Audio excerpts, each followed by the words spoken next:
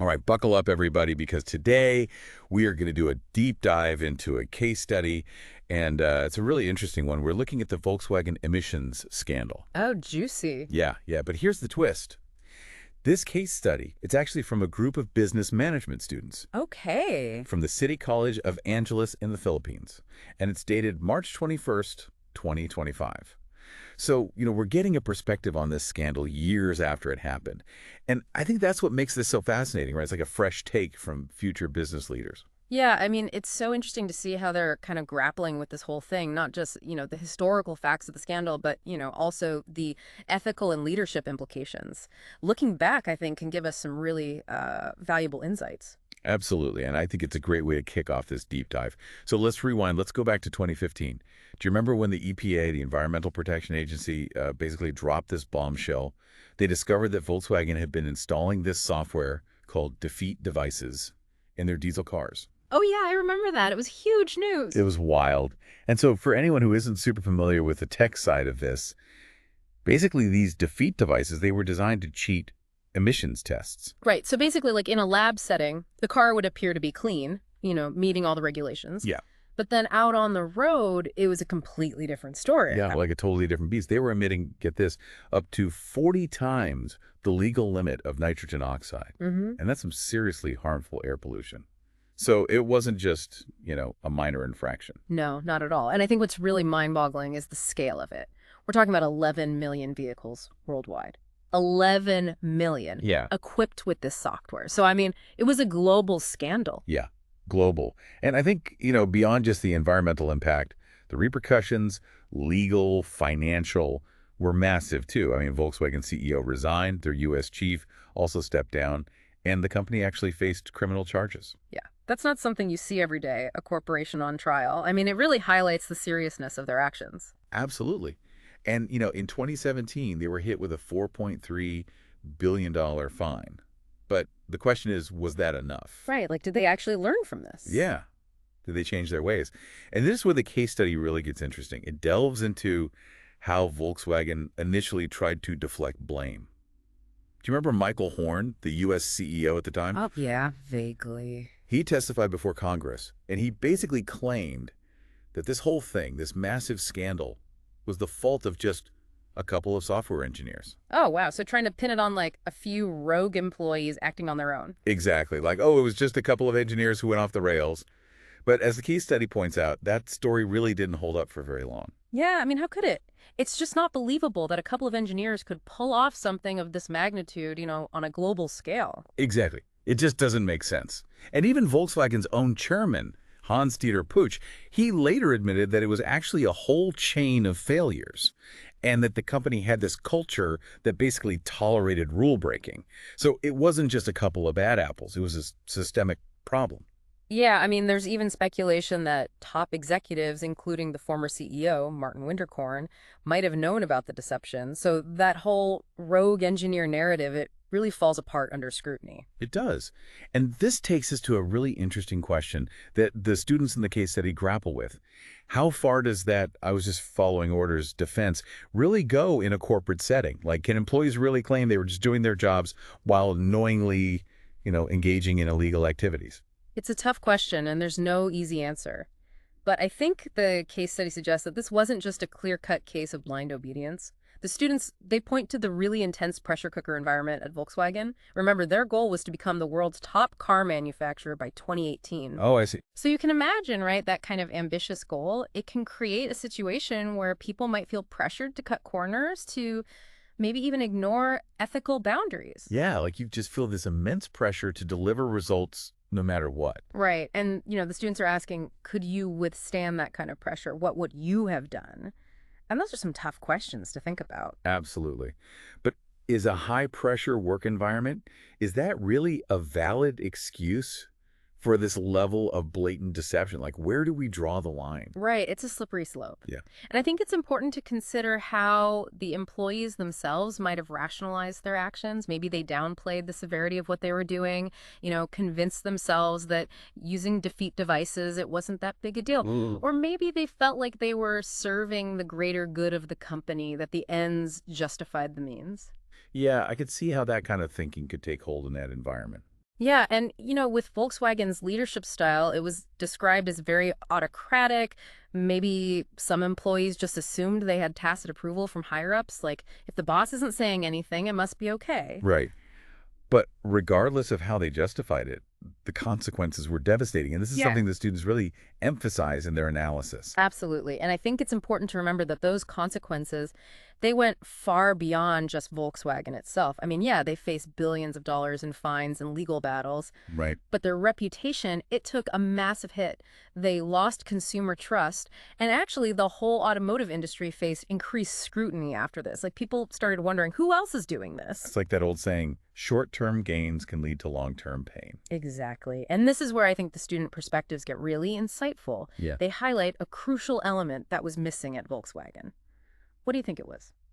Well, from what I've been reading, it seems like there was a real lack of clear communication, specifically that unethical and illegal actions were simply unacceptable. Right. No matter the pressure or what you thought the expectations were, like there wasn't that speak-up culture where employees felt safe to raise concerns if they saw something questionable happening. Exactly. And I think instead of fostering that kind of open communication and ethical conduct, Volkswagen's initial response, remember, was to shift the blame, create this fog of confusion about who was really accountable. So it just made the whole situation even worse. Yeah, it's like they were trying to sweep it under the rug instead of addressing the root cause. Right. And that's never a good approach. Now, I'm curious to hear what these students, these future business leaders, what they learned from all of this. I mean, their insights could be incredibly valuable, don't you think? Oh, absolutely. And I think their perspectives offer some really powerful lessons that go way beyond just this Volkswagen case. Yeah. So let's dive into what they had to say. I think you'll find it pretty eye-opening. One student, Ferrer, she really hit the nail on the head, I think. She said, and I'm paraphrasing here, that intense pressure to succeed, Mm. it can sometimes make people, even entire organizations, kind of lose sight of their ethical compass. Oh, for sure. And she specifically pointed out that Volkswagen had this, yes man culture where employees were basically afraid to challenge decisions, even if they thought something was off. Yeah, it's a classic example of how, like, a toxic work environment can just stifle any dissent, and it can create this breeding ground for unethical behavior. Totally. And another student, Lozada, he kind of echoed that same sentiment. He was highlighting how a culture that prioritizes results above everything else, it can really blur those ethical boundaries. Yeah, yeah. Like everyone's so focused on hitting those targets, those ambitious targets, that they don't even stop to think if they're doing it the right way. Right. And that's where I think strong ethical leadership is so crucial. Like, leaders, they have a responsibility to set the tone, to Yeah. create a culture where those ethical considerations, they're at the forefront of every decision. Yeah, it can't just be lip service, right? It Yeah, has to be baked into the DNA of the company. absolutely. And then there was Kuno, another student. She shared this perspective, and it was really thought-provoking, I thought. She argued that true success, it shouldn't come at the cost of honesty and integrity. Right. She emphasized that Volkswagen's actions, they weren't just unethical, they were deceptive to their customers and harmful to the environment. Yeah. It really makes you question, what kind of success are we even striving for if it means compromising our values and, the well-being of others? Exactly. Like, what's the point? Yeah. And then Bernardo, another student, she brought up that age-old question, personal responsibility. Oh, right. She argued that whole just following orders thing, it's not a valid excuse, not when you're knowingly participating in something unethical. It's so easy, to get caught up in the corporate machine and just feel like you're a cog in the wheel and you don't really have a choice. Yeah. But at the end of the day, we all have a responsibility to act ethically, regardless of our position or, the pressure we're under. I think that's such an important point, especially in today's world. Yeah. And then we have Perdita, and her insight was really about the work environment itself. Right. She stressed how important it is to create a workplace where where employees feel empowered to speak up if they see misconduct happening, Oh. and to do it without fear of retaliation. So it's about fostering that culture of transparency and accountability, right? Where Mhm. people feel safe to raise concerns and challenge decisions. Exactly. And, reading all these student perspectives, it really got me thinking, like, what if Volkswagen had actually implemented some of these recommendations, like Oh. back in the early 2010s, before this whole scandal blew up, could they have avoided it? It's a fascinating question to consider, right? Like, could they have changed course? And the thing is, the students actually went beyond just criticizing Volkswagen's actions. Oh, Yeah, they actually outlined some very specific recommendations yes. for Volkswagen to actually prevent future scandals. So they weren't just pointing fingers, they were offering solutions. Wow. So, like, what kind of solutions did they propose? I'm really curious now. Well, one of their key recommendations was for Volkswagen to establish like a dedicated compliance and sustainability task force. Okay. And this team, they would be solely focused on making sure that all of Volkswagen's vehicle technologies, that they meet not just current environmental regulations, but also future ones. So, instead of trying to find loopholes and cheat the system, they're talking about a proactive approach where sustainability is like a core part of their operations. Exactly. And they also suggested, investing heavily in those advanced emission reduction technologies, like Mhm. exploring alternative fuels, developing more efficient engines, or even creating those cutting edge exhaust treatment systems, like Mhm. really putting their money where their mouth is and showing a genuine commitment to creating those truly clean vehicles. That makes a lot of sense. Yeah. And what about transparency? Did the students address that at all? Oh, absolutely. They recommended that Volkswagen implement like really robust monitoring and reporting systems Okay. that provide clear and accessible data on vehicle emissions and performance. And this data, it wouldn't just be for regulators. They said it should be shared with the public too.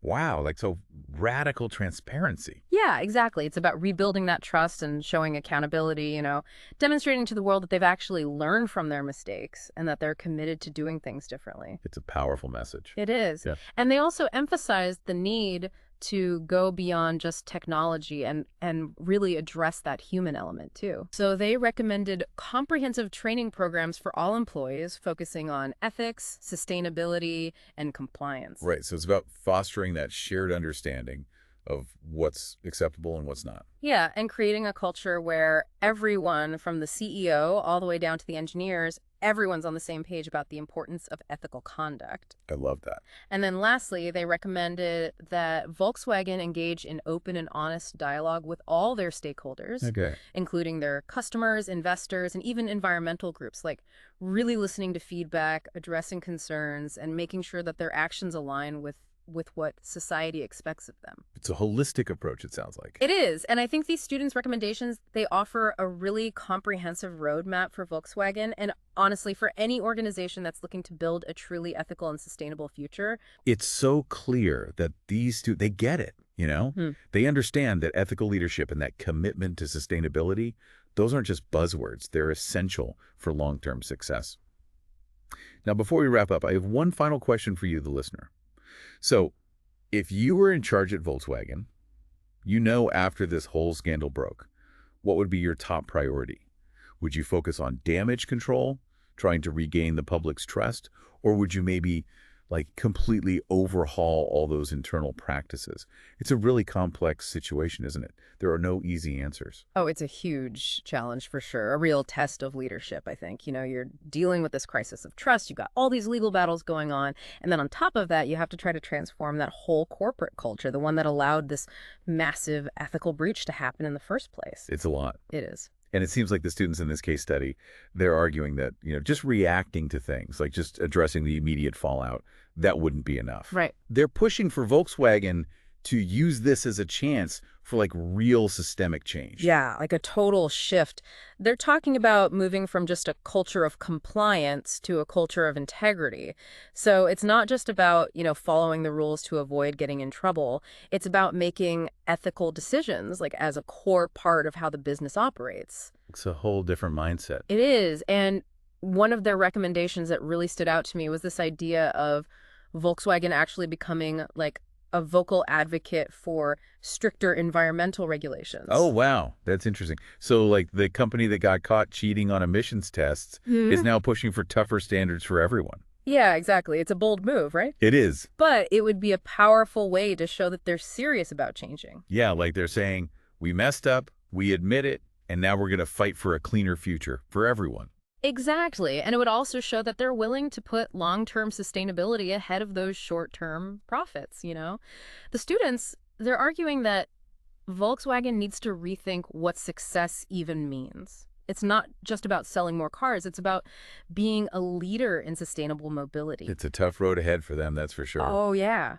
But the students, they believe that if Volkswagen embraces transparency, if they invest in those innovations, and if they foster that culture of ethical leadership, they could actually come out of this scandal as a completely different company, Hmm. one that's truly committed to doing the right thing. That would be pretty remarkable, wouldn't it, to turn things around like that? It would. And it brings us back to that bigger question you asked earlier, like, what can we all learn from Volkswagen's mistakes? Yeah. It's easy to look at this and think, well, I would never do something like that. But the truth is, ethical dilemmas, they can pop up anywhere, in any organization. Yeah, you're right. We all face pressures, we have deadlines to meet, and sometimes there's that temptation to cut corners. And this case study, it's a good reminder that we need to be careful, we need to develop our own ethical compass, and we need to create those work environments where people feel safe to speak up if they see something wrong and they know they won't be punished for it. It's about having the courage to do the right thing, even when it's hard. Absolutely. And I hope this deep dive has got people thinking about these issues. It's not just about Volkswagen, it's about all of us. We should be striving to create a world where ethical leadership is just normal, not something special, and where these kinds of scandals, they're just a thing of the past. Will said. And on that note, I think it's time for us to wrap things up. Thanks for joining us for this deep dive. It's been a fascinating conversation, and I hope it's giving you all some food for thought.